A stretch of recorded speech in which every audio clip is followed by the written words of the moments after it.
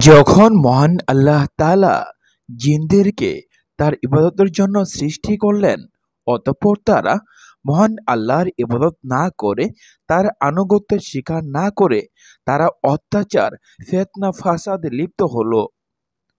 এক সময় তারা হেদায়েত না হলে মহান রাব্বুল আলামিন ফেরেশতাদের আদেশ করলেন জিন জাতিকে ধ্বংস করে দেওয়ার জন্য।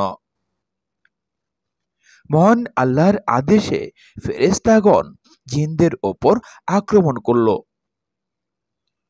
অতঃপর তারা বৃদ্ধ থেকে যুবক, নারী থেকে পুরুষ সবাইকে হত্যা করতে লাগলো। এক সময় ফেরেশতাগণের চোখ পড়ল এক ছোট্ট জিন শিশুর উপর, যার নাম ছিল আজাজিল। আজাজিলের পিতার নাম ছিল খবিস, যিনি জিনদের পঞ্চম নেতা হামুসের পুত্র, এবং তার আকৃতি ছিল সিংহের মতো, এবং মায়ের নাম ছিল নীলবিজ, যা দেখতে ছিল নেকটের মতো। ফেরেশতারা সবাইকে মেরে ফেললেও আজাজিলের প্রতি তাদের মায়া হলো, এবং তারা আল্লাহর কাছে ফরিয়াদ করল এই শিশুকে আসমানে নিয়ে গিয়ে লালন পালন করার জন্য। মহান রাব্বুল আলামিন ফেরেশতাদের ফরিয়াদ কবুল করলেন এবং ফেরেশতারা তাকে লালন পালন ও শিক্ষা দিতে লাগলেন। আজাজিল হয়ে ওঠে আল্লাহর ভক্ত ও আল্লাহর প্রিয় বান্দা। ইবলিস আল্লাহর এত ইবাদত করত যে তা চিন্তার অতীত। জমিনে এমন কোনো জায়গা নেই যেখানে ইবলিস আল্লাহকে সেজদা দেয়নি।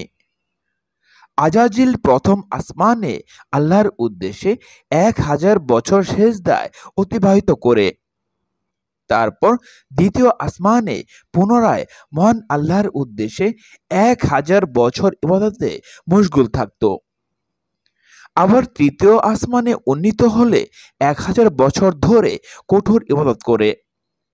আবার চতুর্থ আসমানে উন্নীত হওয়ার পর 1000 বছর ইবাদত করে।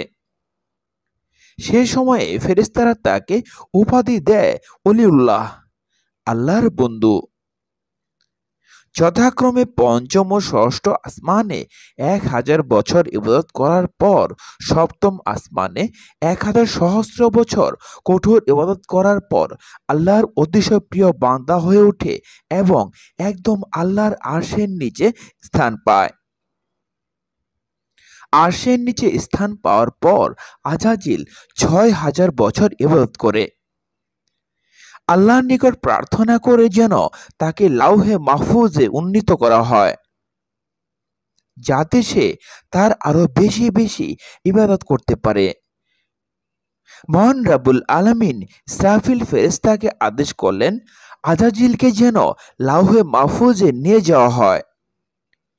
লাউহে মাহফুজে গিয়ে আজাজিল একটি সেজদা 1000 বছর কাটিয়ে দিত। এ সময় যখন সে মাথা উঠায় তখন সে দেখতে পায় লাউহে মাহফুজে লেখা রয়েছে যে ইবলিসের উপর আল্লাহর অভিশাপ বর্ষিত হোক।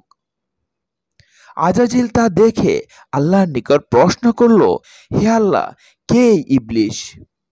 আল্লাহ বলেন, এ আমার এমন এক বান্দা যে 6 লক্ষ বছর ইবাদত করার পর আমার এক আদেশ অমান্য করার কারণে আসমান জমিন সব জায়গায় ইবলিস নামে অভিহিত করা হবে। এ বাণী শোনার পর আজাজিল 6000 বছর পর্যন্ত ক্রন্দন করতে লাগলো। আল্লাহ বললেন, আজাজিল, বলতো, কোনো বান্দা যদি আমার অসীম নিয়ামত গ্রহণ করার পরেও আমার আনুগত্য স্বীকার না করে, আমার আদেশ অমান্য করে, তাহলে তার শাস্তি কি হওয়া উচিত? আজাজিল বলল, তাকে লানত এর বেড়ি গলায় পেঁচিয়ে জান্নাত থেকে বের করে দেওয়া উচিত। মহান আল্লাহ তাআলা বলেন, এ কথা তুমি লিখে দাও, পরে কাজে লাগতে পারে। আজাজিল তৎক্ষণাৎ লিখে দিল।